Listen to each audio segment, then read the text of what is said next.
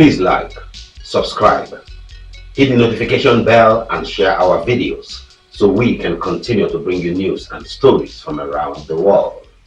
France is shocked and not happy by the viral statement made by the newly sworn-in Senegalese president, only 44 years old.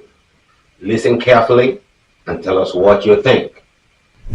It is high time for France to lift its knee off our neck and put an end to this unjust oppression. Centuries of misery, human trafficking, colonization, and neocolonization have caused immeasurable suffering. It's time to put an end to this cycle of oppression. It's high time for France to leave us alone. It's time for France to take a cue from its European neighbors and learn a valuable lesson in independence. Germany is the leading economic power in Europe, significantly surpassing France, which is ranked as the third or fourth largest economic power globally. Germany does not exploit any country, any colony. I can mention Italy, I can mention Spain, who had colonies before, but who do not exploit anyone, who do not interfere, who do not impose leaders in their former colonies. On what grounds does France believe it can continue to impose leaders on us and make choices on our behalf? This must come to an end. And the emerging Africa, the African youth, the African elites, and the African diaspora all stand united in saying no, it cannot continue any longer. France's hypocrisy is evident and pervasive in daily life. Let's examine the cases of Mali and Chad as prime examples of this hypocrisy. In Chad, where the constitutional process has been interrupted, France applauded and its president visited to officially consecrate the new king's coronation ceremony. In Mali, where it is not the constitutional process that has been interrupted, but the transition process, France has condemned and even packed up its things to say that it is leaving Mali. That's hypocrisy. It's the double standard. It is the double language that France employs in its dealings with Africa. During our questioning of Mr. Jean-Yves Le Drian regarding the situation in Ivory Coast and France's decision to allow a third term, he provided a clear explanation. He stated that while he accepted the third term for Ouattara, he refuses it for Belarus. He emphasized that France has condemned the situation in Belarus and has actively encouraged the European Union to do the same. Le Drian explains that in Belarus, millions protested, unlike Ivory Coast, where there were no mass demonstrations on the streets. This is how France deals with African issues. Personally, we expect absolutely nothing from France.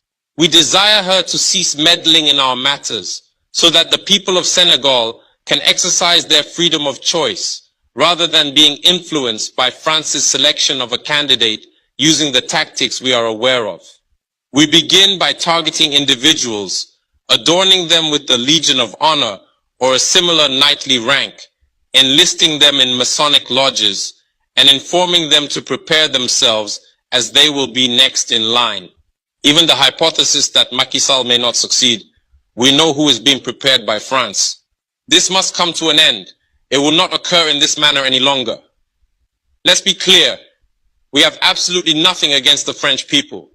In France, both political and citizen voices are rising to hold and express the same discourse as the one I am currently presenting to you.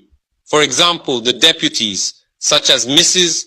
Frédérique Dumas, who regularly speaks on the platform of the Assembly, who regularly writes to the Minister of Foreign Affairs, since she is a member of the Foreign Affairs Committee, to raise this unfair behavior of France towards Africa, hold the same speech as us. The same Mr. Jean-Luc Mélenchon, Jean-Paul Lecoq, André Chassaigne, all deputies, hold the same discourse as us, and hundreds of other voices. The NGOs, like other non-profit organizations, are doing remarkable work in the same direction. We strongly urge France to listen to the voices that speak to it about our plan for a more collaborative, fairer, and sustainable partnership between Africa and France. It is crucial that we work together towards a future that is equitable, just, and environmentally conscious. If she listens, I believe we'll have beautiful days ahead in our collaboration together. If he doesn't know how to cut it, thinking he can continue to function like in the time of our grandfathers, this African youth no longer accepts it. France must make preparations for a definitive break and completely withdraw from Africa. Africa belongs to Africans, not France. She belongs to no one else, neither China, nor the United States, nor anyone else. Please like, subscribe, hit the notification bell and share our videos so we can continue to bring you news and stories from around the world.